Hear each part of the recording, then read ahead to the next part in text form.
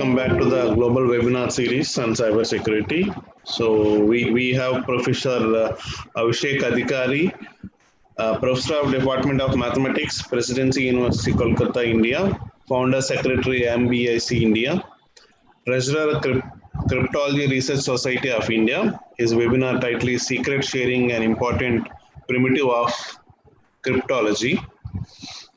Let me introduce about Avishek Adhikari. He is a MSc Gold Medalist, a recipient of President of India Medal, ISCA Young Scientist Award, and NANUM Fund by International Mathematical Union, IMU. PhD from Indian Statistical Institute under the supervision of Professor Bimal Roy. Is a professor at Department of Mathematics, Presidency University. He was a faculty member at the Department of Pure Mathematics, University of Kolkata. He is the founder secretary of IMBIC India, having branches in Sweden and Japan, treasurer of Cryptology Research Society of India, and was a former Eastern Journal coordinator for NBHM, MSc and PhD scholarship examination. He was a postdoctoral fellow at NIRI Roquerencourt, France, a visiting scientist at Linköping University, Sweden, and a visiting scientist at Indian Statistical Institute, Kolkata. He visited so many countries like Japan, Sweden, France, England, South Korea, Thailand, Denmark, Norway, and so on. He published 4 basic textbooks on mathematics, including Basic Modern Algebra with Applications, and edited 2 research monographs, including Springer monograph on mathematical and statistical applications in life sciences and engineering. He published more than 50 papers in reputed international journals, conference proceedings, and contributed volumes. He is on the editorial board of several journals.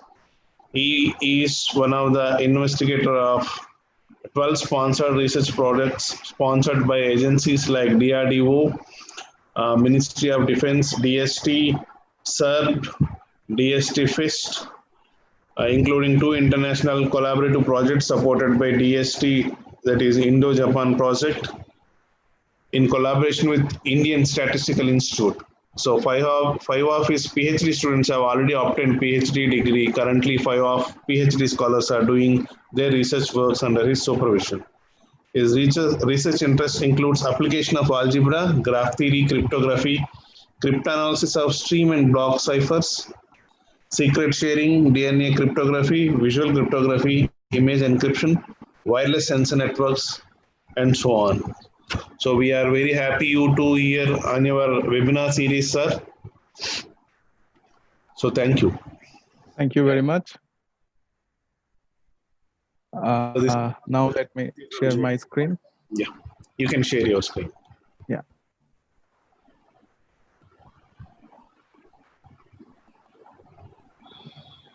Is it visible? Visible, sir. Your voice is. Yeah, my voice is clear. Yes, sir. Okay. So thank you very much for this nice introduction, and I'm happy and I'm glad that I've been invited here to deliver a lecture, especially during this lockdown period. And it's quite proper timing for cybersecurity because our India is facing some problems due to, you all know. So with respect to that, this kind of workshop really helps us all mostly for awareness, for research, and for higher studies. So the title of my talk is Secret Sharing, an Important Primitive of Cryptography. So in my talk, I'll basically touch upon few areas that are very important for cryptology in terms of secret sharing. So various aspects of secret sharing, I will just touch upon. Few of them are research problems. So if anybody is interested in doing work in this field, would be helpful for them. And also try to show few of the real life applications, how secret sharing plays an important role here. Okay, so the first question that comes to our mind is, what is secret sharing? So let us try to first explain through an example. Suppose there are 3 good-looking friends, and from their dresses is quite clear that what could be their profession. So whatever income that they will have, they will put their income inside the box. Since they are very honest, so they don't have belief on each other. So what they have decided that that box should be closed or locked, but the key of the this lock will be of special type. They decided that if at least two of the three friends are present to open that lock, then only the lock can be opened. That means it should not be possible for a single friend to open that lock. So they require some special kind of lock and key. And for that, in terms of cryptography, we call a special person who is known as dealer. So the dealer is going to give each of the participants a special key in such a way that if at least two of them they agree to open that lock, they can open, but it should not be possible for a single friend to open that lock.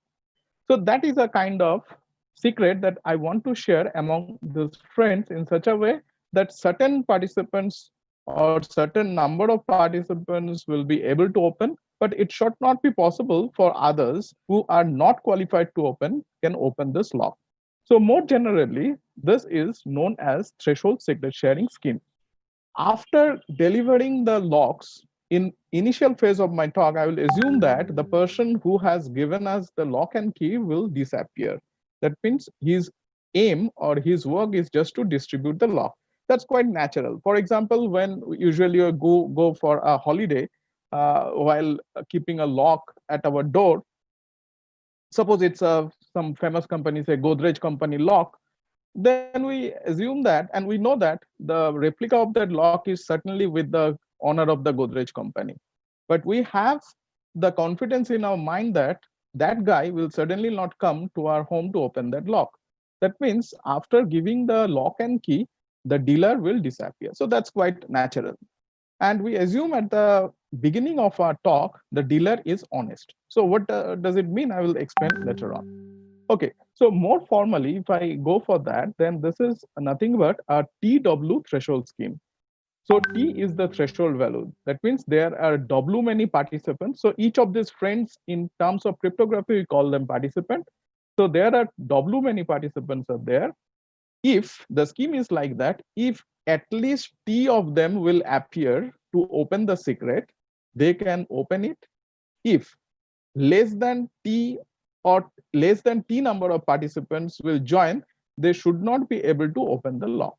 So that means there is some secret involved here. So the secret will be revealed only when T or more than T many participants are there from this W participant. So that's why this is known as TW threshold scheme. And here the value T is a threshold value. So T and T plus 1 onwards, it will behave something like that. And T minus 1, T minus 2 up to 1, it will behave in a different way. Okay, so there are many practical applications. For example, those who are have the bank lockers might have seen similar kind of concept. So when we go to the bank, then we find that there are two keys for the bank lockers. So one key stays with the customer and one key with the manager. So when we go to the bank, then the locker is opened only when both of them they agree to open the locker. It is not possible for a single customer or the bank manager to open the locker on his own. So that means the scheme is a 2-2 scheme. So here 2 is the threshold value and the number of participant is also 2. That means out of these two guys, if both of them are present, then only the lockers could be opened. Okay, this kind of things are also used in launching of a missile. Suppose some country does have some powerful missile and the power to control the missile is not given to a particular person, but that power is being distributed among a set of participants. So kind of threshold distribution is there. So for example, if some country's president or defense minister or someone, if some of them will agree to launch the missile, then only the missile could be launched. So we few years still, I mean, not now, but around 2 years back, it happened in India also. Like when we have our credit card or debit card, when we get it for the first time by post, when we receive our credit card, we usually do not get the PIN along with the card. So usually the PIN comes after some few days. That means the PIN and the card, they are distributed separately to the users so that when both of them they will come, then only it can be changed or money can be withdrawn. So it's again an example. Another example, you may think of the OTP.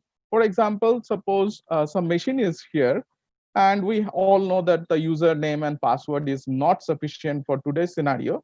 So there, after putting the username and password and then captcha, then some OTP comes to a registered mobile. That means it's a kind of authentication. So if the OTP is correct and if it is correctly inserted here, then only we get the access. That means here also the access is basically distributed through username, password, and the OTP. Nowadays, again, 2 or 3 factor OTP verification is also there. For example, it may come to both our email as well as our registered mobile. So it depends upon the security nature or the dependency or the importance of the security. So if you look at all this a kind of physical scenario, but if you go little beyond, so in India during this lockdown period, we have actually increased the consumption of data. So it's a kind of Hindustan Times news. I get it from internet. So it's detailed references there, and I acknowledge them for sharing this information with all of us. Okay. So it says that data, so it says that the data from the Department of Telecommunications showed that between March 22, remember that March 22 was the first Janta, so 21st was the Janta curfew was announced. So it's basically the next day, 22nd and March 28th, Indians consumed on an average of 307,963 TB or 307 petabytes. So 1 petabyte, 1 petabyte is how much? So 10 to the power 6 GB. So 307 into 10 to the power 6 GB data were consumed by Indians during this period of time, at the beginning of the lockdown period. The daily average consumption in this period was 9% higher than 282 PB petabyte data used on March 21st, the day the Janta curfew was announced, and 13% more than March 19 when consumption was 270 petabytes. So 1 petabyte is nothing but 10 to the power 6 GB. So now you can assume that every day how much data we are actually consuming. It again says that the consumption DOT figures show peaked on 2 days, March 22nd and March 27, when 312 petabyte of data was used. On March 26, 311 petabyte of data was consumed. The lockdown announced on March 24th began on March 25th. On March 22nd, India was put under a voluntary one-day curfew. So voluntary curfew was announced there. So this is, again, I have some more data. So from where I have taken this data is acknowledged here. So it's a data from April 2019 to January 2020. So it's before lockdown. It says that around 400 million social media users in India in January 2020. The number of social media users in India increased by 130 millions, 48% between April 2019 to January 2020. So it's a huge amount of data that every day we are consuming, mostly through some social media and other works. Okay, so this actually paradigm shifts actually happened due to the introduction of the technical term cloud. So we all know why cloud is quite important to all of us. So it's all known. And here also you have described, in this workshop, you have sessions on this cloud itself. Okay, so for common people, the most common term that we know in today's scenario is the Google. And this Google also provide a lot of free facilities to many persons. For example, there are many facilities that are available here. So the most important facility that most of the common people they go for, especially for academician, we go for this drive system. So the free 15 GB drive that Google provides to us, we put all of our data there. Other than Google, there are many other cloud companies who also provide data. Now, if you look at how this Google tries to keep or tries to store the data securely. So it says that it's taken from Google side. It says that when we upload some data at some server, so before that, each chunk is encrypted at the storage level with an individual encryption key. So if it is my original data, first it has to be slotted. So it piece by piece, it's basically cutted. Then each chunk of this data is being encrypted by one key. So each this data is encrypted by this key, this data is encrypted by this key, and so on. So these keys are known as data encryption keys. And Google claims that two chunks will not have the same encrypted key, even if they are part of the same cloud storage object owned by the same customer or stored on the same machine. So it's saying that for each chunk, they are going to use different keys. Again, these chunks are then distributed in different parts of the different machines stored in Google in physical storage system. Each of these keys again, each of these data encryption keys, so because there are huge amount of data, so there will be huge number of these keys, because for each chunk they are going to use different keys. So for the safety of each of those data encryption key, they are again going to encrypt, or basically they are saying that they are going to wrap up by again another kind of keys that is known as key encryption key, KEY, key encryption key. Now these key encryption keys are basically stored by using Google's key management service. And it is basically stored inside the Google's office or Google Hand. So basically, there are many levels of encryption, and you can see that there are plenty of such keys. In data in this encryption scheme, so basically, if you go for their key management system, then you see that they are using basically few symmetric key and few asymmetric key. For example, they are going to use encrypt for encryption, symmetric key encryption. They are going to use AES 256, or sometimes they say that it's even AES 125. But for signature and for authentication purpose, they are going to use basically elliptic curve signature algorithm, sometimes RSA signature algorithm with 3072 bit security level, or RSA encryption with 3072 bit security level.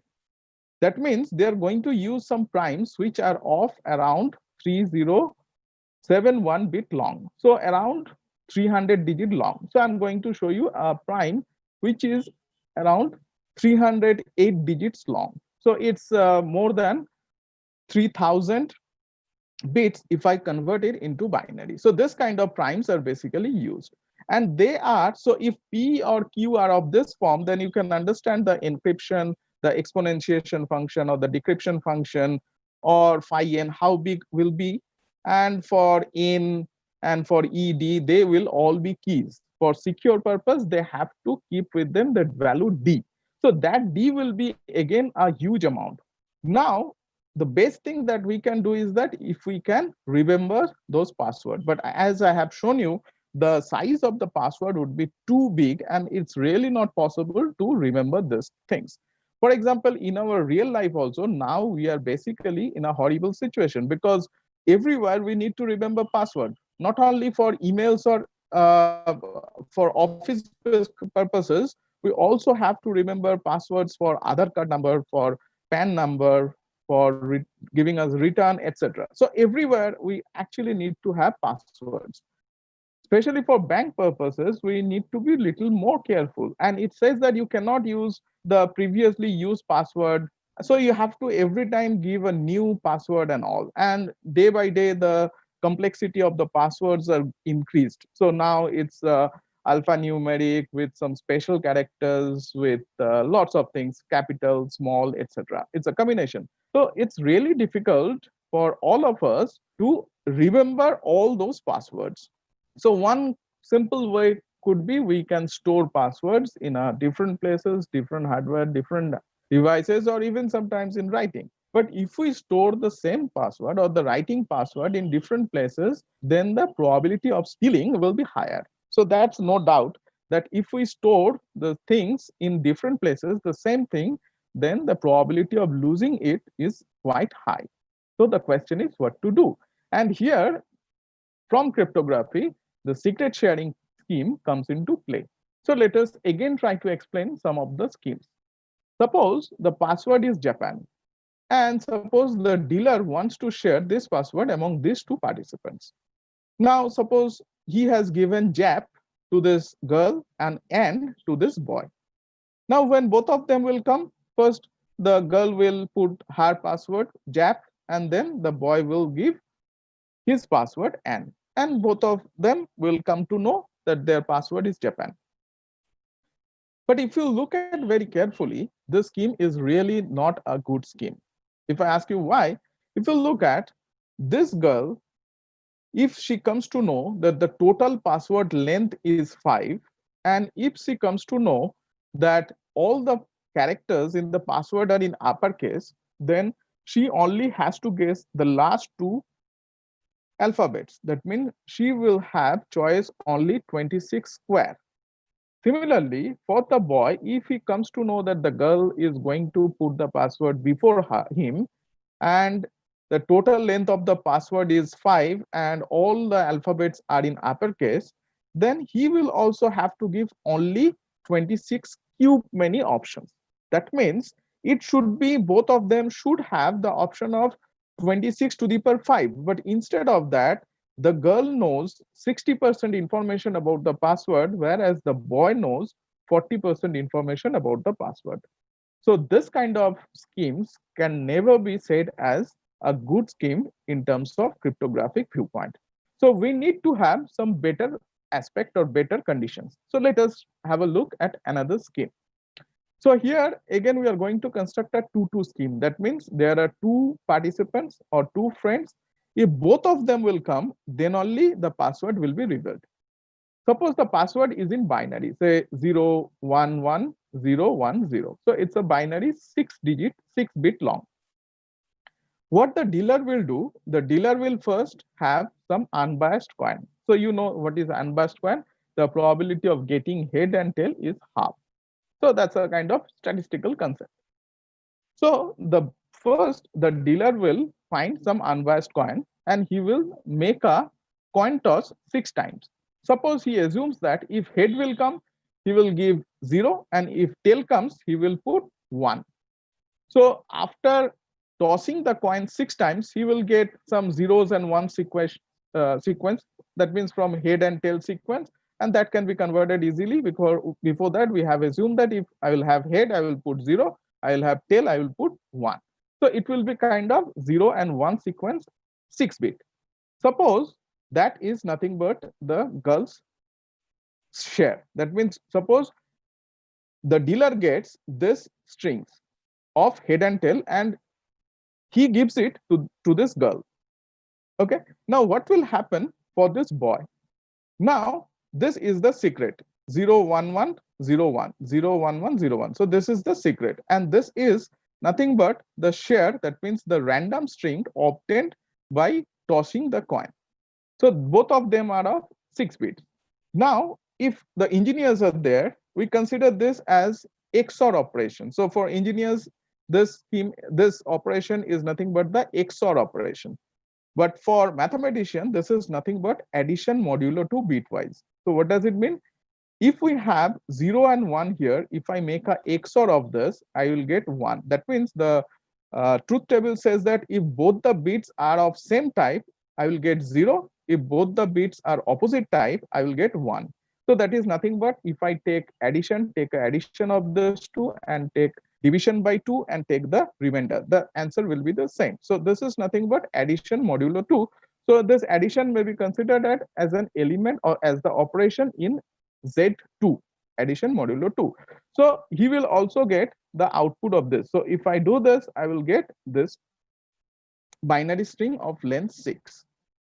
Now my question is, if this girl or this boy wants to know about this secret, what is the probability of guessing correctly this secret? That means this boy has the information about his share. Having the information or knowledge about the share, he wants to guess about the secret. What is the probability of guessing it correctly? If you look at carefully, a very simple statistical things will give you. Knowing this, for example, suppose he knows the last bit, the knowing this bit, the probability of guessing this bit is exactly half. Similarly, you can understand that this is obtained from random sequences. So that means there is no information about this. So here you can easily understand that why this is half.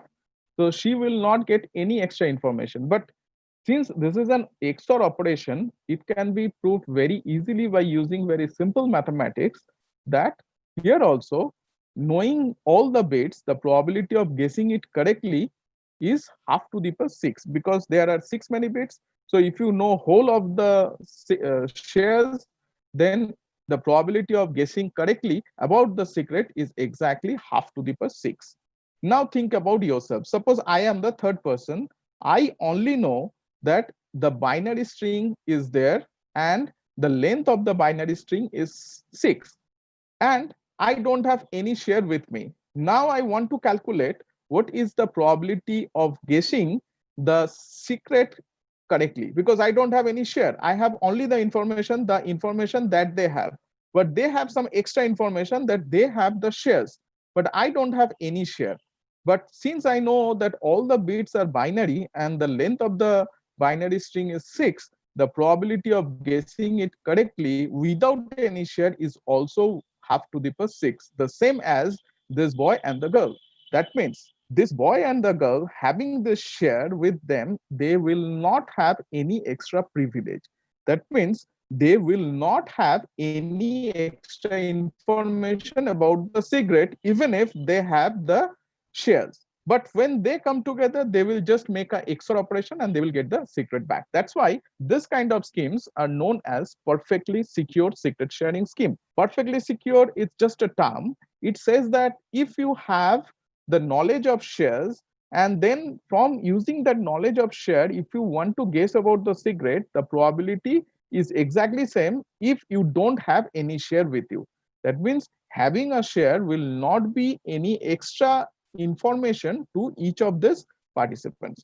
So that's the basic idea of perfectly secure secret sharing scheme.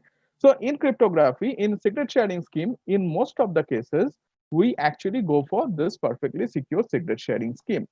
It can be proved that if the scheme is perfectly secure, then the size of the share should be as big as the secret, like one-time pad.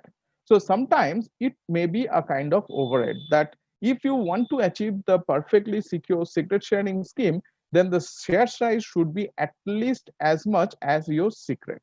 So that would be a, overhead for this kind of schemes.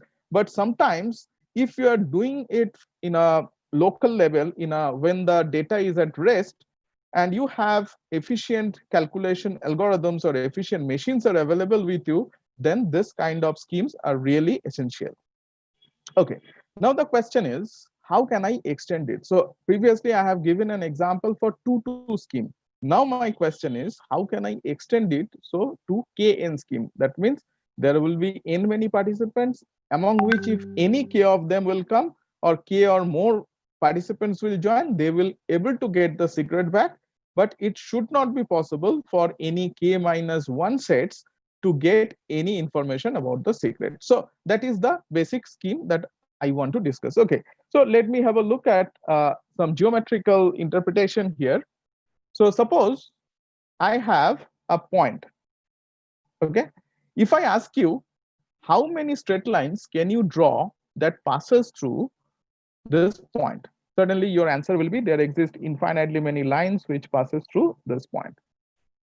But if I increase just one more point, so initially I had 1 point, now I am giving you 2 points, and I ask you the same question, how many straight lines that you can draw that passes through both the points? And from infinity, suddenly it comes to an unique line. That means from infinitely many options 2, it brings you to a exactly one unique solution. So that's the idea how to extend it, and Shamir actually did it for that. Okay. Another important observation that we can think of, that if we have a curve, say a curve of say a 2-degree curve, say a 2-degree curve, some parabola. So if I have 3 points on the curve, then we know that on that curve, if we take only 3 points, since it is a 2-degree curve, say ax squared plus bx plus c, and if we have 2-degree curve, and if we take 3 points on this curve, then it is sufficient to get back the curve uniquely. That means if I have only these 3 points, then I can uniquely draw the curve by this interpolation, and by looking at it by solving the system of linear equation. So that can be done uniquely. So in general, if I have a k minus 1-degree curve,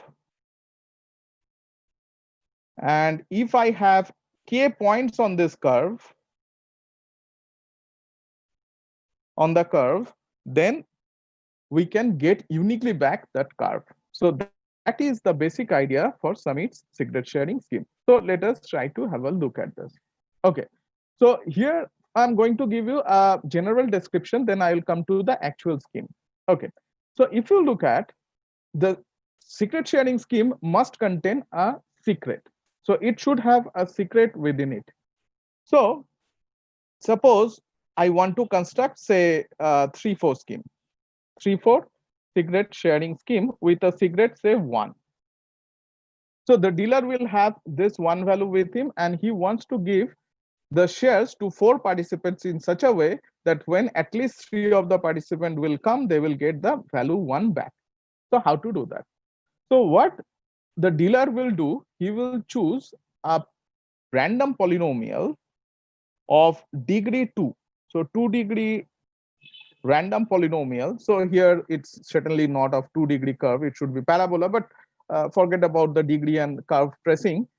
Just assume that this is a 2-degree curve which passes through 1. That means the curve which passes through the secret.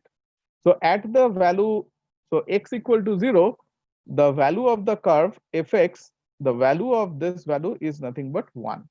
So he will consider choose a 2-degree or at most 2-degree curve which passes through this secret. Now what he will do, he will just, for each of the participants, say there are 4 participants, say 1, 2, 3, and 4. To each of this participant, he will just evaluate. So for first participant, he will evaluate just f of 1, and he will give a point. So f of point, say this one. For f2, it's just 2 evaluated at f2. So he'll give it to, say, f2, f3, and f4, say. So each of the participant will get a point. Now, as I mentioned, this is a 2-degree curve at most. If at least 3 of them will join, they will get back the curve uniquely. So they can draw the curve, and that curve uniquely cuts the y-axis, and that is nothing but the secret. But assume that if you have only 2 participants, then what will happen? There will be infinitely many curves which will cut the y-axis. So you will not get back the secret.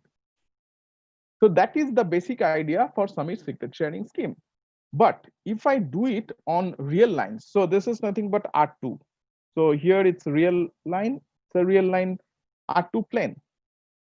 Okay, but if I implement this, then it would be really difficult. For example, if my secret is √2 or E, then suddenly it's really difficult to represent it in terms of computer value, because we have lots of issues of precision and not out. But this can be done quite easily if we consider it in a field. So what Shamir did, he just chooses a prime P which is greater than the secret S as well as the number of participant N. And then ZP is nothing but a field with respect to some addition and multiplication. And instead of doing it in R2, He just did it in terms of here ZP, here ZP. So instead of some curve, we'll get some discrete points. And fortunately, the result that holds for R2 also is true in terms of Z2, ZP cross ZP. So it's P, ZP cross ZP. So here also we get the same result, fortunately. So let us have a look at how the scheme works. So let us try to explain the whole scheme through an example. I have already explained. So suppose there are 4 participants. For the sake of simplicity, I have taken the prime to be 4. Okay, so the 4 is greater than the secret is 1 and the number of participants is 4. So my field size is ZP, that means Z5. Now he has chosen a random polynomial. That means it's sufficient to choose these 2 coefficients randomly from Z5. So this is nothing but a polynomial in Z5x, polynomial ring, we all know. In such a that if we put 0 here, f of 0 is nothing but 1, which is nothing but the secret. So that is the basic idea of the scheme. Okay. So each participant will be given point. When they will, any 3 of them will come, they will just equate their equation, and finally they will get a this kind of equation, which is nothing but the van der Monde equation matrix. And this van der Monde matrix is non-singular, because unless you have the non-singular value, you cannot find the inverse to solve it. So to have this non-singular value, it has to be van der Monde matrix determinant has to be non-zero. And fortunately, if xi, so each of I and j, if I consider this 1, 2, 3, etc. as I and j, since each of I and j are different, so this determinant value is of course non-zero in the field. So this equation will have a unique solution. That means all the coefficients can be calculated very efficiently just by calculating the inverse of this matrix. And in particular, the secret is nothing but the A0. So A0 is the constant term, and that is nothing but the secret. So they will get the secret back. So that's the basic idea of Sumit secret sharing scheme. Now, here we assume that the dealer as well as each of the participants are honest. For example, if this is my blue one, say, is my original secret, original curve, where blue one is my original secret, and each of the participants are basically getting, so I think it's the other way around. So red is the original secret with this curve, which the dealer has chosen, and each of the points were given to each of these participants, these 4 participants. Now suppose this guy is a malicious guy, or this part of shares has been hacked or compromised, or the adversary has an control over the share of this guy. So in the scheme, if the guy follows the protocol, he should give this point what the dealer actually gave to him. But instead of doing that, he may give a different point, which is not on the curve, say a randomly chosen point. Now, when the actual original participants will join and they are going to get back the curve, they will retrieve another curve which cuts the y-axis at some other point. And that is certainly not the secret. So if this point can be chosen carefully with some extra information, then certainly from this point, this revealed secret, which is a wrong revealed secret, that guy, that attacker, sometimes may get the original secret back. But for others, they will have no clue that whatever they have revealed is not a correct secret.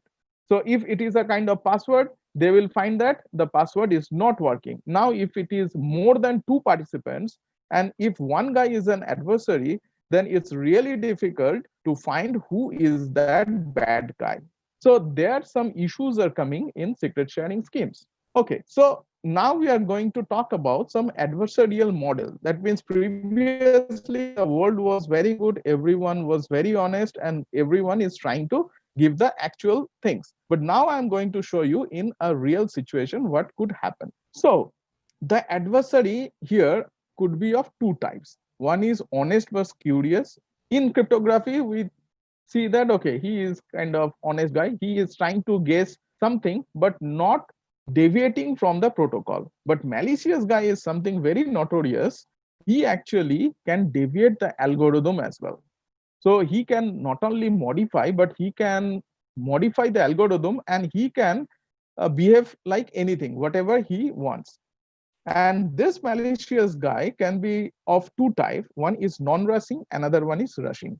So what is rushing? Rushing means, so here, if you look at, everyone is actually submitting their shares. In some cases, it may happen that all of them are sending their shares to others. This means a kind of complete graph is formed. And everyone at his local machine can get the shared value or secret value back.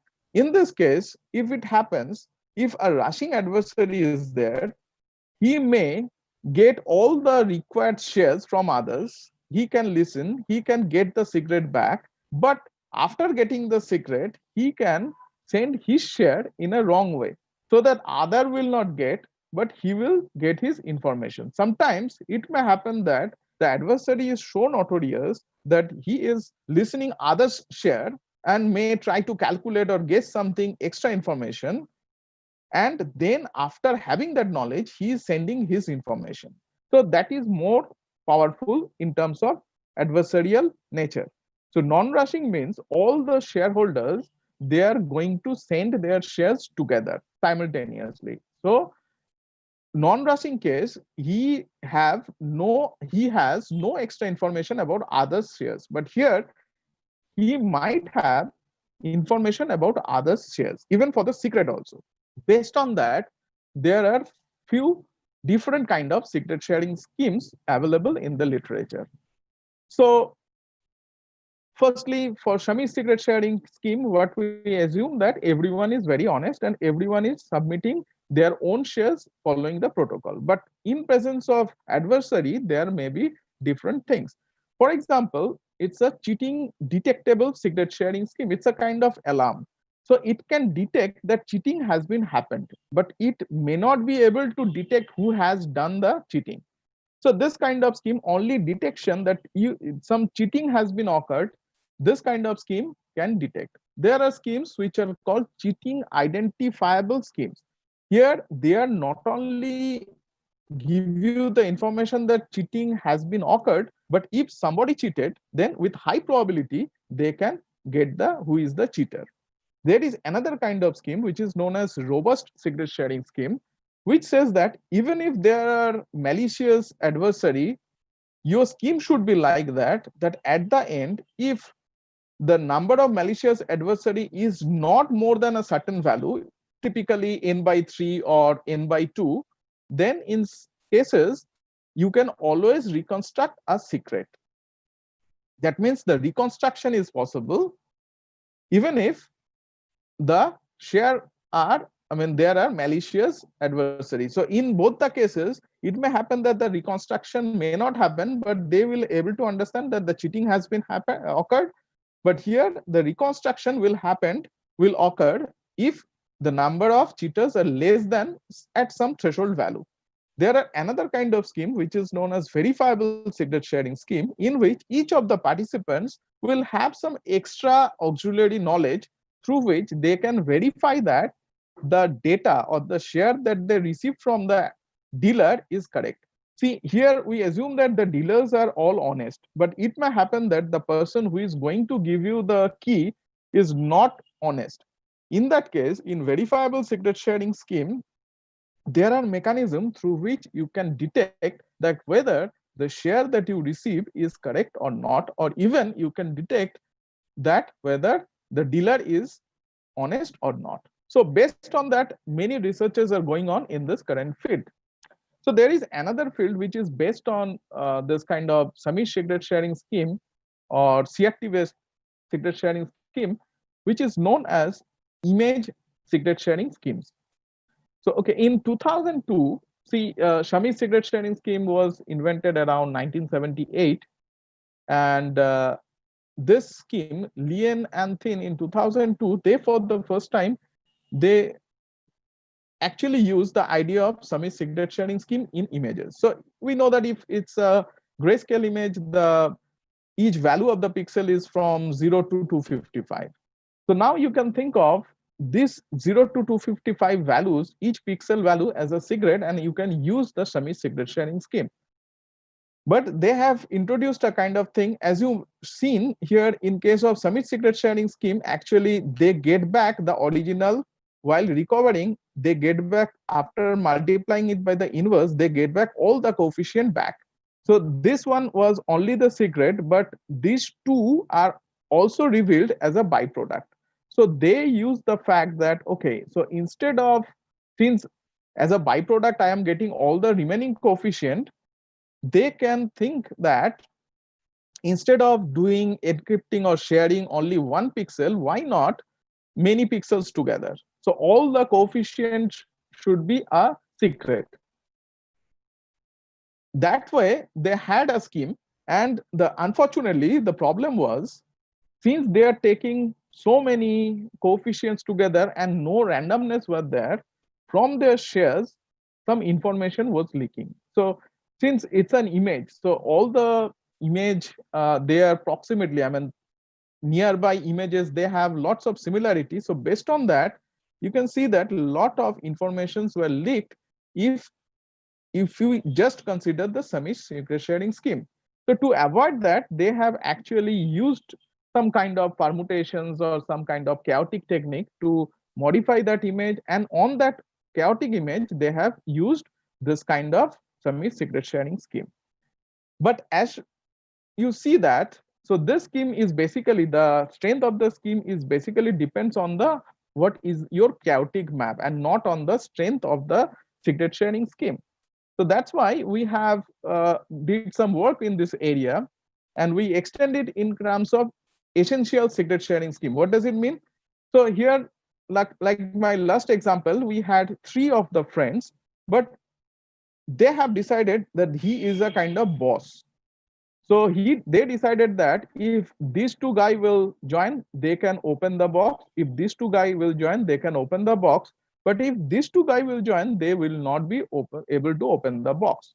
So here he is kind of essential participant. That means he should be present in all of the openings.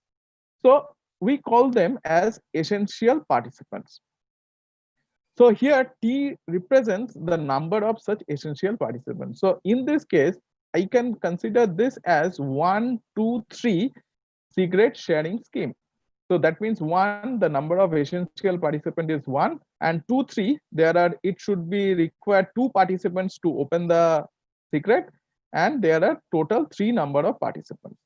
So we extend this kind of concept for image secret sharing scheme here, and we have shown this, and this is just accepted. It's still under in press in signal processing and image communication.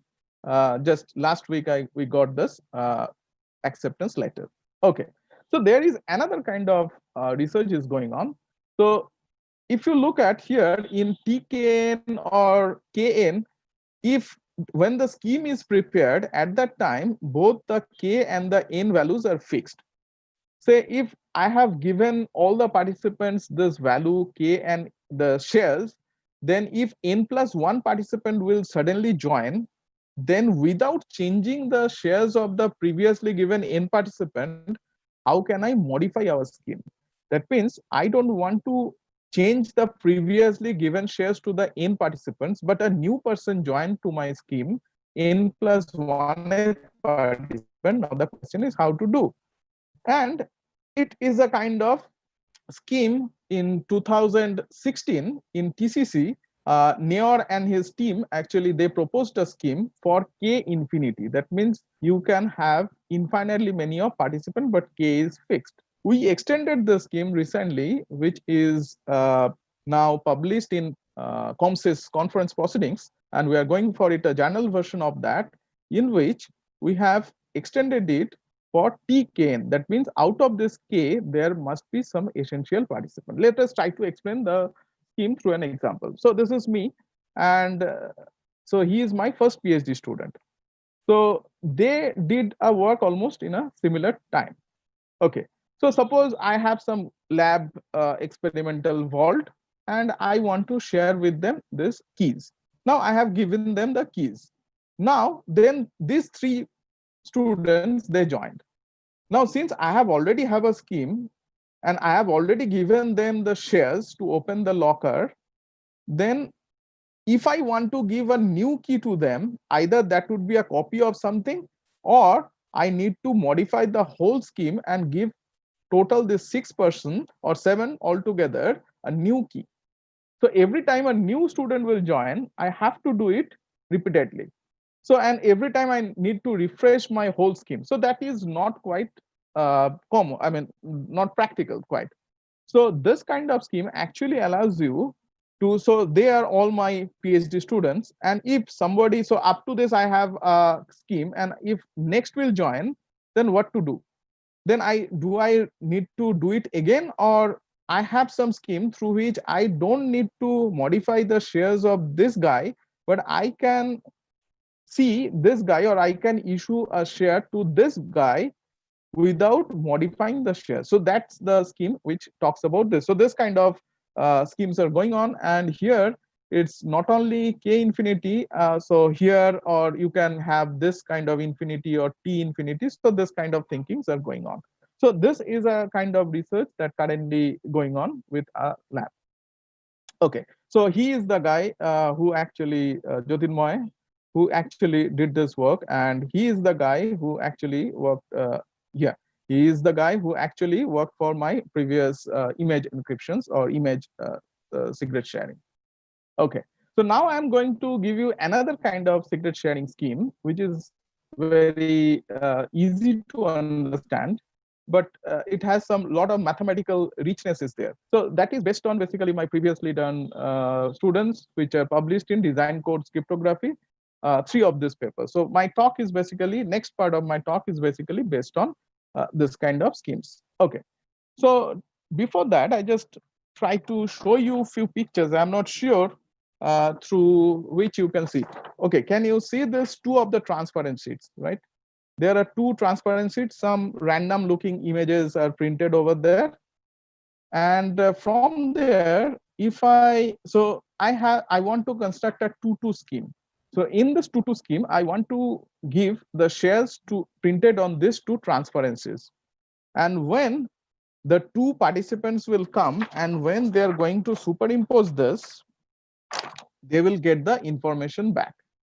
I'm not sure if, can you see any pattern here?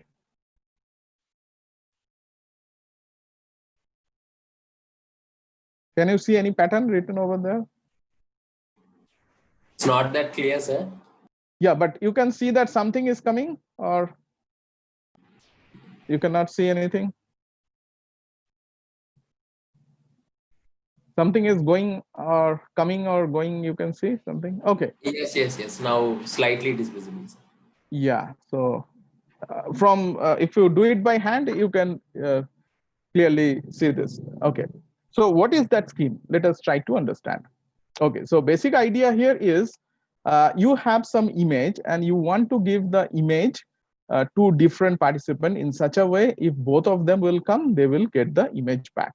Okay, so what I did it for black and white image, and these black and white images are basically printed on a transparent sheet. Now, if you look at, suppose I have printed this black pixel on a transparent sheet, and this is white pixel. So if I ask you the question, why in black and white printer you don't take the printout in on a black page? So if it's printer is purely black and white image printer, then for white portion, it does not eject any ink on the paper. And since we take a printout on a white paper, it doesn't matter to us. So only the black portion, it ejects the ink. So if I print a square on a transparent sheet, and if I look at on the, if I see it, I can see the black pixel because it's transparent. In case of white pixel, I do not print anything. It's basically transparent. White means transparent. Now, if I superimpose one after another, say this one after another, and if I see it like this, visually I will get a black image because this is transparent and black is printed on a transparent sheet, and if I see it, I will get a black image. Similarly, if I have both of them a black and if I superimpose one after another, and if I see, I will get the effect of this. So if white black, then also I'll get, if both of them are transparent, I will see basically transparent. If I ask you, do you find any kind of mathematical resemblance or mathematical idea on this superimposition operation? Can you just type it on your chat box? Anything, any idea that you find here, any operation that you think of? So this is a physical phenomena. But from here, can you guess any mathematical operation that you have already studied with this? Okay, so I'll just reveal. If Is it a logical AND operation, sir? Yeah, it's logical and or depending on what value you are putting on black and white. So if you put black for 1 and 0 for white, then you see that this is nothing but binary OR operation. But if I just reverse it, if I for black, if I put 0 and if I put 1 here, then it will be logical AND operation. So as you correctly mentioned, this is nothing but binary OR operation. So a physical phenomena, one after another superimposition of that gives you the flavor of mathematical operation that we do in our earlier classes. So it's quite interesting. So the question is how I made this scheme. Okay, so it's a 2-2 scheme. That means I have a secret image and that secret image is being distributed over these two participants. So their shares are printed over some transparent sheets. And if these transparent sheets are superimposed one after another, then they will get the secret back. Okay. So here, this is nothing but 2-2 VCS, visual cryptographic scheme. Since we are getting back the secret visually, this scheme is known as visual secret sharing scheme. Okay, to have the algorithm, it's sufficient to use it in terms of black and white pixels. So if I know the algorithm, what I'm going to do for black pixel and what I'm going to do for white pixel, then basically we are done. Then we can apply the algorithm all over the image because the image is only a purely black and white image. So either black pixel or a white pixel. Okay, so how to do that? So for black pixel, the dealer gives a white pixel and a black pixel to the first transparent sheet. That means for one black pixel in the secret image, the dealer prints one white pixel and one black pixel in the transparent sheet. Similarly, for other transparency, so he has to make two transparent sheets for two of the shareholders. So for other persons or other transparent sheets, he prints a black and a white. Now the same thing, superimpose this over this, then as an effect, visual effect, you will get two black pixels. Similarly, if I do like this can also be done. Here I have printed first white, then black. Now you may say that, okay, why it's first white, why black? I may also have first black, then white. And if I have black white, then suddenly this has to be my 0 means white and black. So there are two options. Either I can go through this side or I can go through this side. And both of them, when they superimpose, they will get two black pixels. Now what happens for white pixel? For white pixel, he again gives one black, one white. And here also he gives one black, one white, one black. When they are going to superimpose, they will get basically one white, one black. Similarly, it can be done like this. So there are two options here also. So one thing we must teach. So the slide, I am missing the slide. Okay, just, I'm not sure if it's here or not. Anyway, just, so if I could show you the actual image, then that could be more interesting. Okay, so I need to prove that for black pixel, I should really get back the original image, and for white pixel, I should really get back the original image back. So that's the basic idea here. So if you look at for black pixel in the superimposed image, I am getting 2 black pixels. Whereas for white pixel, I am getting 1 white, 1 black. That means for white pixel, I am getting only 1 black, whereas for black pixel, I am getting 2 blacks. That's why I have a contrast difference, and through this contrast difference, I can visualize the original image. So not only that, for each pixel, I am actually giving 2 pixels. Here also I am giving 2 pixels. That means the size of the share will also increase. So that's why the size of the share has increased here, and that could be seen by this phenomena, and that is known as secret sharing scheme with pixel expansion 2. So this is the pixel expansion here. The pixel expansion here is 2. Whereas here also we have the pixel expansion 2. Now I need to show you that for 1 pixel, you cannot, for one participant, you cannot get any extra information. For example, here, suppose this is the guy. So before that, let me first explain what is the algorithm. Okay. So the dealer is going to distribute this black or white pixels. So first, the dealer will see the first pixel of the secret image. If the first pixel of the secret image is black, the dealer will come here, and the dealer will have 2 choices. Suppose he is going to toss a coin. Suppose if head comes, he will go through this path. If tail comes, he will go through this path. So if the first pixel is black, he will come here, he will make a coin toss. Suppose he gets tail, that means he will choose this path. So this portion will be printed on the first transparent sheet, and this will be printed on the second transparent sheet. Now he will look at the second pixel of the secret image. If the secret image is pixel is black, white, he will come here, he will again make a coin toss. Suppose he has taken decision that if head comes, he will take this path, and if tail comes, he will take this path. So suppose if head comes, he will go to this path and print this one in the first transparent sheet and this one in the second transparent sheet. So that is the algorithm. Since at every stage I am taking a random coin tossing, the image that it looks like is really random looking image.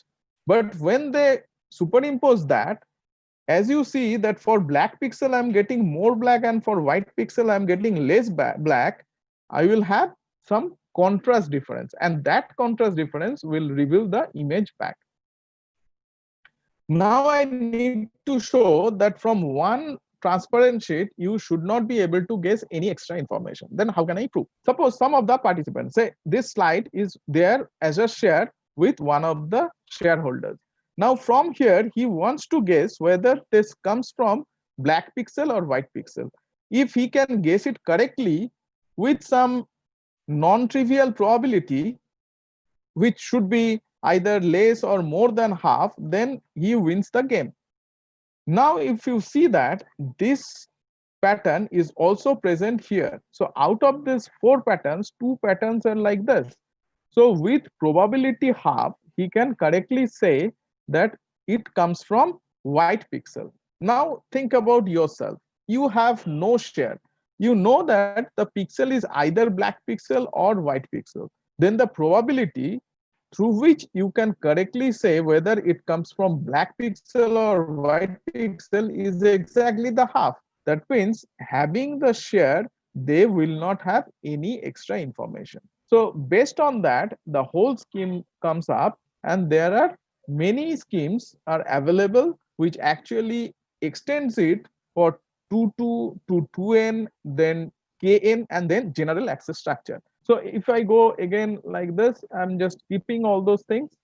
So this is again kind of general access structure. As I mentioned, this is nothing but 1, 2, 3 scheme. But you can think of in an office, suppose there are 4 participants, and if you want that, okay, these 2 guys should get the information, these 2 guys get the information, and so on, then there will not be any kind of pattern like tk or kn. Then the question is how to deal with this kind of situation. And this kind of situation is tackled the way that is known as secret sharing scheme for general access structure. So there are in the literature, there are exactly mostly speaking, there are mostly two types of schemes are available. One done by Douglas Stinson using cumulative array, and another one by using linear algebraic technique. So I'm not going to do some details on that linear algebraic technique, but still there are many open problems or open issues are there. Okay, issues are there which are related to this problem. And finally, I just mentioned that there is another kind of schemes which are known as DNA secret sharing. I did it in 2008 to 11. I had a big DIT project, Department of Information Technology, where instead of doing that image, I did it for physically DNA scheme, which are not actually the DNA that we have at our body, but it's the synthesized DNA. And it was done as a project and it was a success. So I'm not going details of that. Okay, so it was actually a project collaboration with Department of Biochemistry of, at that time I was in Calcutta University. So with them I did it. So they are the bibliographies. And I am really thankful to Google for providing me a lot of important information and many sites that I cannot refer all of them. And I'm thankful to my PhD scholar Jyotirmoy Pramanik and Mohammad Kutubuddin Sardar for sending me lots of slides, and also of course my student Anisha Datto, who has also gave me a lot of information to make this slide. And Department of Information Technology, Government of India, DRDO, YZ, Ministry of Defense, DST Serve, DST Matrices, DST FIST, NVHM, JSPS, and JST, government, Japan government, for providing me all the supports towards carrying the research. So any question, or you can ask, or you can send the question to any doubt or question if you have to my this email ID. And thank you very much. Thank you, Professor Avishek Adhikari. It was a wonderful session by giving all those examples. So by seeing your presentations, we could recall the sessions by Vimal Roy. So thank you very much for that. And any participants want to ask any questions related to this session, you can raise. Professor Avishek Adhikari, we also request you to be here as a valedictory guest. So I request any of the participants to give a valedictory message or feedback about this webinar series. So this will be the last session of the webinar series, which we conducted from 20th June to till date. And we are very happy that it went very smooth and happy way. And this could not happen because of the support from the university, vice chancellor, registrar, rector, principal, vice principal, HODs of all the departments in our college, and also my friends to whom I have sent all these requests. Some of them are already there in the participants, some of them are seeing on website.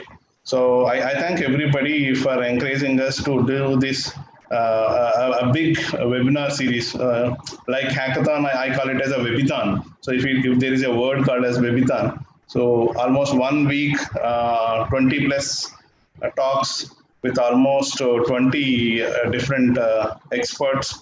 So we are very happy. Any participant want to speak?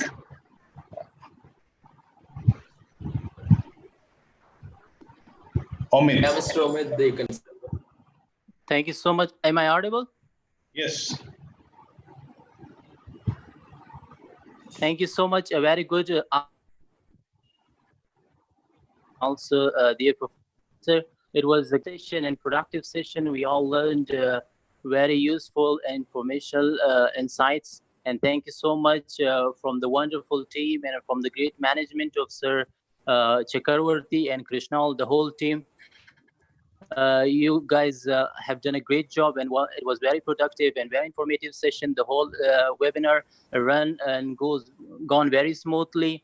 And also, I'm pretty sure that all the participants have learned a lot of things from this webinar, and especially this was very useful and beneficial for the college and the university students, and also those students and participants that they have missed some of the sessions. It is very good, and it is very good sign that they get access to the saved sessions and live sessions that they are available on the website. We are very thankful and grateful for this whole webinar series, and we hope to continue this collaboration and cooperation with, especially with Afghanistan college and universities, and also it's because India is very developed in technology, and they have a lot of progress, and we are very thankful, and we hope that this collaboration continues. Thank you so much from all of you and from the good management, and we are very thankful, and we are very happy. Thank you so much. Thank you so much. Thank you, Omid, for your wonderful message and feedback. Definitely, we'll have a long time collaboration with Afghanistan and you people. Thank you. Can I proceed? Yeah, Tekang. Yeah, I honestly want to thank the organizers, the presenters for the very brilliant presentations, particularly me coming from an international relations and political science background. I've learned a lot. I've learned things ranging from web shell attack and detection and prevention, recent trends in cyber crime, entrepreneurship on cyber security, software security, and particularly the one this morning by my professor on cybersecurity and e-health system by Professor Gulson, and equally cybersecurity incident management. Honestly, I'm very, very thankful for the input which I've received so far applying for this program I was taking. And I know India, it's a place in terms of security, and I hope to visit India one day, and I'm sure I'm going to put this knowledge into practice and try to disseminate the information alongside my friends who are not opportune to have had this privilege to attend, particularly those coming from engineering background and the rest. And equally as a student whose interest is on security studies and strategy, and equally on global governance and international organization, I think these sessions for this 1 week has played a very instrumental part in my work, and it's going to help me when I'm trying to put my papers together, an article on security, particularly because my area of focus, particularly Africa as an African, where I come from Anadolu University, as I said earlier, and I'm in Department of Political Science and International Relations, and I come from British Southern Cameroon, but now it's called Ambazonia. I am grateful for this. I don't know what to say. I'm short of words, but I am grateful. I'm grateful to the organizers. Thanks very much. Particularly to the last presenter, I'm very grateful for your presentation. It was elaborate. Just to say that I got lost somewhere along the line, some mathematics and some statistical issues, because I'm not of this mathematical background, but at least I could spot some things, particularly when it comes to literature. So thanks very much. I'm grateful, and I hope to be part and parcel of the next session, and equally bring friends of mine. Though at the beginning, I brought just 2 friends. I'm sure they are here, or if they are not, but I did my best to try to disseminate information on WhatsApp, on Facebook, on Twitter, and equally on Instagram, where I regularly show the trends of the webinar, which has been taking place from the 20th right up to this moment. Thanks very much. I'm grateful. Thank you very much, Mr. Siva. Thank you very much, Mr. A.S. in Chairboy. Thank you, Tekang, for your wonderful words. Welcome to India. We'll host you one day. So welcome to India. Thank you very much.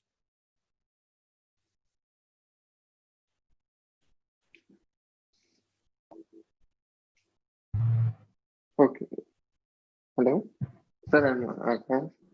So firstly, Avishek sir, we really enjoyed this section and your explanation is really good with some of the cartoons and other explanations by you. Thank you very much, sir. And I'd like to thank all the organizers who organized the like Chakravarti sir and Sarah Krishna sir. We thank you very much, sir. Every day started with that we are going to learn something new today, and the day always ended that I didn't waste this today, and I learned something. Even though we don't get it completely, at least we have tried to learn some new things, and we are very thankful, sir, for conducting a great webinar. I'm very much thankful, and we have also gain some knowledge, and some of the false assumptions also known. Like say, like AWS has 100 tools, but Azure is having only 7 tools. But how intelligently we can use the 7 tools to overcome the AWS like 100 tools? Like that, some of the tips, tricks, and some of the more valuable information is known to us. And we are very much thank you, sir, for conducting this. And I hope that this should be continued in further webinars, and do invite us in the group, sir, if there are any other webinars conducted in the future. And so one of the my suggestion is one calendar is given to us, no, sir, for joining the meetings. At the same position, if you add the Zoom meeting at the bottom of it, it is easy for us to join the class, because calendar is always reminding about the class. And every time I think that there is no need of reminder in the Telegram group always. Once we add the calendar, we are able to manage it because it is only reminding us always to join the class. Thank you, sir, for a good webinar, and I hope that it will continue in the further. Thank you. Thank you, Akash. Akash is a student from JNTUV Kakinada campus. We are in Vijayanagaram campus. So he was presented in all the sessions. He was the regular participant. So though he is in the first year, he could ask the questions like a PhD student. So we are very happy, Akash, you are in JNTU. As you said, we can keep that reminders in the calendar, but people just ignore the calendar things. That is why we are putting all the reminders in that. Okay, thank you anyway. Anyhow, thank you very much for the suggestion. Sajid? Sir, am I audible? Hello, sir. Yes, you can. Yeah, okay, sir. Good evening, everyone. Myself, Sajid Ali from JNTUV University College of Engineering, Vijayanagaram. Firstly, I would like to thank the university officials, college officials, the principal sir, vice principal sir, the head of the department, and the coordinator, Ram Krishna sir, for organizing this event. Because in my opinion, it's not so easy to organize an event continuously for 6 days, because it includes a lot of efforts. And as a student from the same college, same department, I know their efforts, how much they struggle to organize this event. And I thank all the resource persons who came forward to deliver the lectures across the globe. And I never expected that we would be able to access international lectures. And I would like to thank the participants who actively participated across the globe in this webinar series. And I hope the Department of CSE, JNTUV College of Engineering, Vijayanagaram will flourish and will be having more and more events of this kind. I thank you for giving me this opportunity. Thank you, Sajid. We have Rajesh Rao Ramsetti, our vice principal, who is the guest in this. I request Professor Rajesh Rao Ramsetti to speak. Sir.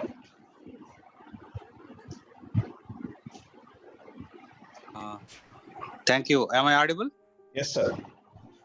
Thank you, Professor S.N. Chakravarti and coordinator Ram Krishna. Glad to meet all the participants who are there. Just as I was informed that I should be there by 4:50 p.m.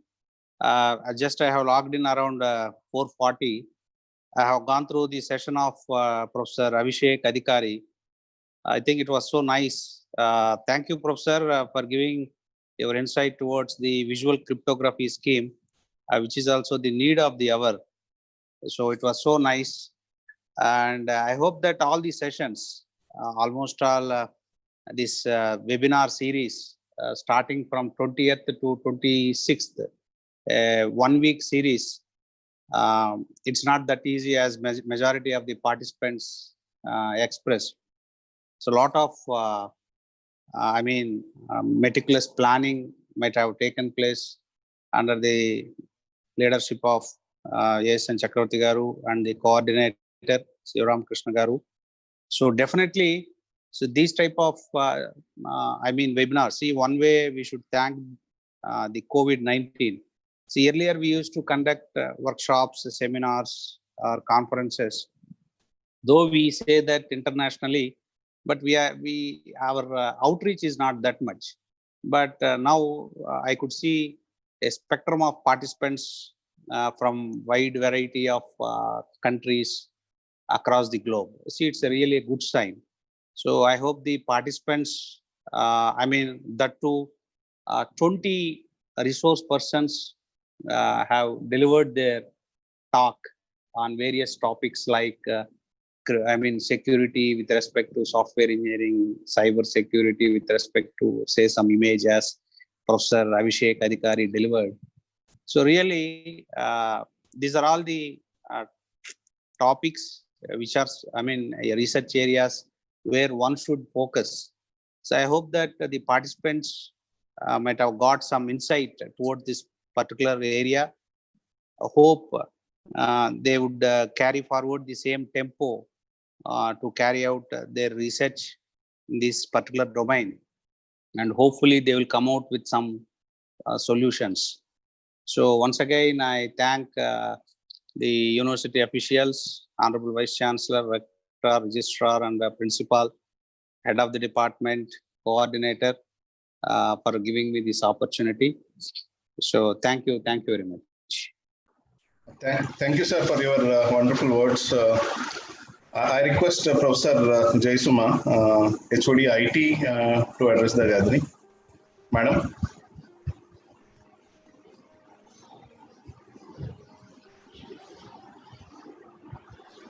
Hello.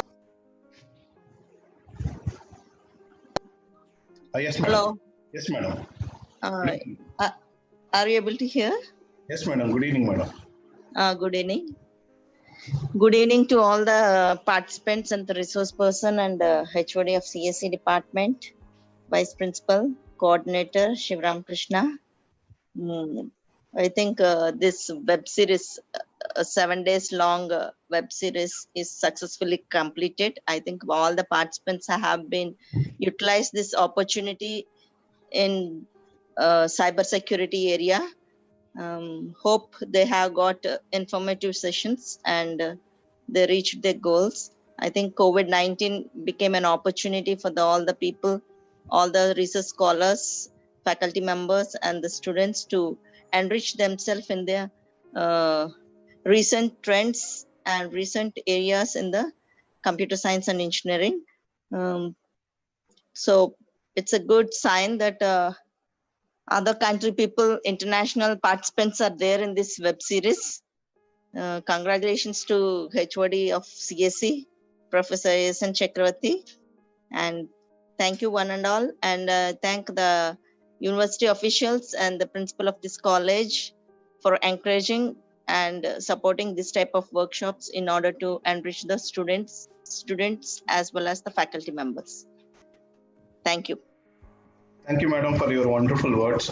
Any of the other participants who want to speak, you can unmute yourself, given the option to unmute yourself. One or two, just. Hello. Yes, Hussein. Sir, I'm Suresh Babu, sir, from Guntur. Yes. Sir, this webinar series on cybersecurity. So we learn so many things, sir. Why? Because the series of talks covered everything in our core areas like cloud computing, IoT, quantum computing, and software security issues, and entrepreneurships, and also blockchain, and challenges in security platforms, like, and also e-health systems. So it's a wonderful knowledge gain platform you created for the people who are interested to do research in this area, sir.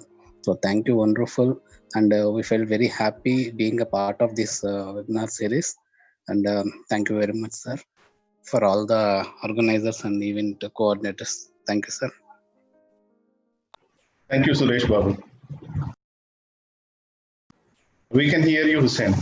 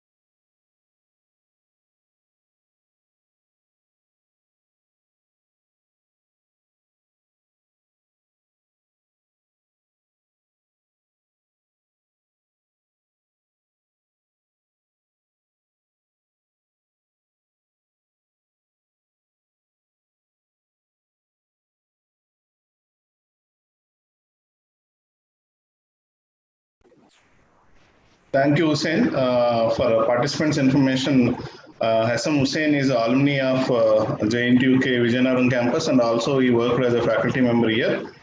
And all the webinar related things like website hosting, he did. So thank you very much, Hussein, for that.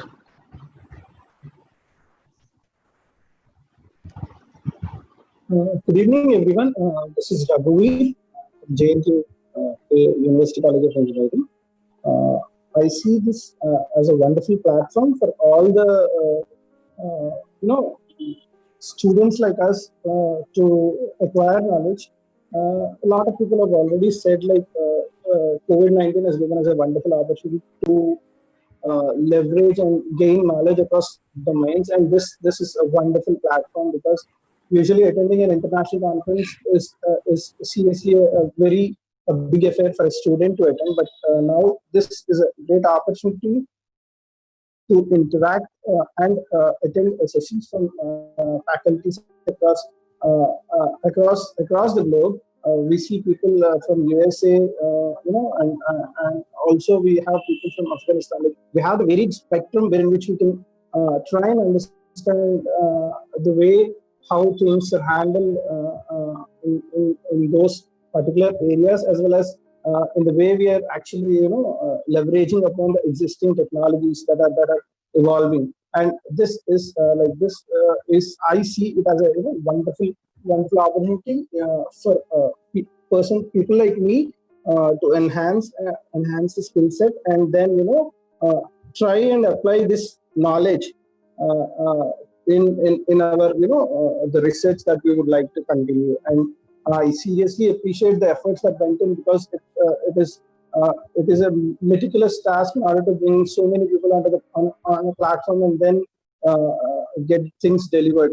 It is no easy task, but Dr. Chakravarti sir and Shivaram Krishna sir has done a terrific job. Thumbs up for all their efforts, and I seriously feel proud being a part of this department. Thank you for giving me this opportunity. Thank you, sir. So we have another regular participant, Utkalika Satpathy. She attended the cybersecurity FTP and also attended all the sessions in this web series. Utkalika Satpathy, can you speak, please? Hello? Hello, yes, sir. Yeah. Yes, sir. We can hear your voice. Yes, sir, it was really like all the sessions were really nice, and like the current scenario, the current topic were explained so well. So got to learn a lot from the session, sir.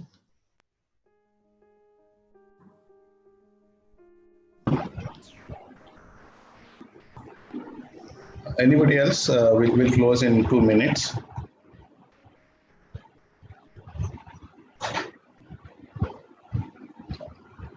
I request Coordinator Sivaram Krishna to propose vote of thanks. Thank you, sir. Before I present the formal vote of thanks, a small couple of announcements for the participants. There is a feedback link posted in the chat box as well as in the Telegram group. So please fill it out and submit so that we get to know how fruitful all our efforts are with your perspective and all. And coming to the certificates, in a couple of days, all the registered participants will receive their participation certificate through emails. And those who are unable to attend due to maybe the time zone differences or their hectic schedules, they can always access the recordings. All the webinar recordings are available in the event website and they will be there. And someone asked about the presentations. So the presentations are already shared in the Telegram group. So we'll share them again in the group so that you can download and access them. So regarding the presentations, some of the presentations are having copyright sensitive information. So we didn't force the speakers to submit them to us. So those who have submitted their shared their presentations. We are giving them all to participants. So if some presentations are not there, please don't push us. You please access the video recording and get the information out. Yeah, it's my honor to present the formal vote of thanks for the wonderful event. So I thank all the university authorities of Jawaharlal Nehru Technological University, Kakinada, and the principal and vice principal of University College of Engineering, and my wonderful colleagues who all supported all these days of planning and organizing these events. And most important of all, the speakers of these webinars. We have 22 speakers from across the globe who didn't take in a penny from us and delivered their wonderful knowledge in their hectic schedules and all. We have speakers from different universities in India, USA, Turkey, Romania, and we have scientists from CDAC and Indian Computer Emergency Response Team. And my special thanks to Professor Avishek Adhikari, because we approached him in the last minute, but he immediately accepted our proposal and delivered a wonderful session. As Professor Chakravarti already mentioned, his presentation reminded me of Padma Shri Bimal Roy. So thank you so much for the wonderful session, Professor Adhikari. And my thanks to Mr. Adarsh, President of Internet Society Rural Development Special Interest Group, and Mr.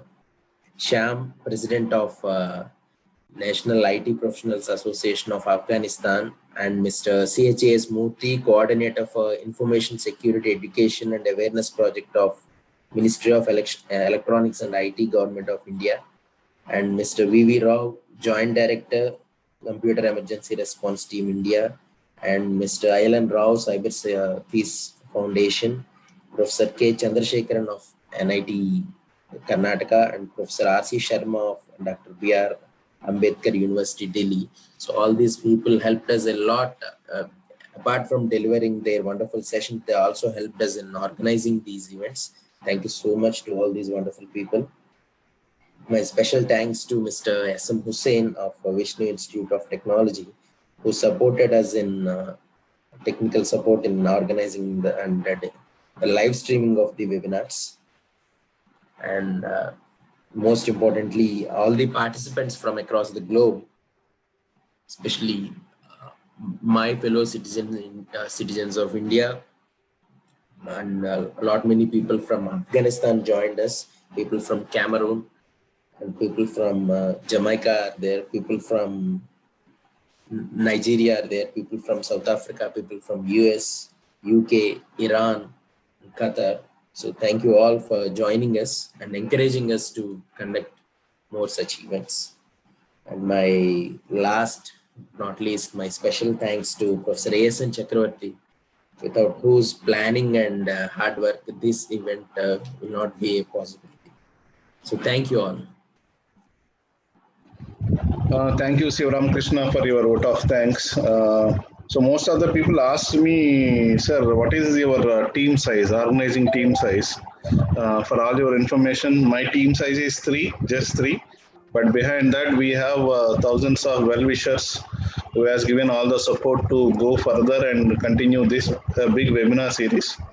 So hope we'll have more events from JNTUV University College of Engineering, Vizianagaram. So please support us. Thank you one and all. So thank you, Professor Avishek Adhikari, being a guest in the valedictory. So we'll have a long-term collaboration and research collaboration. Surely. So, thank you very much. Yeah, thank you very much. Thank you all. We'll end the session now. Stay home, stay safe.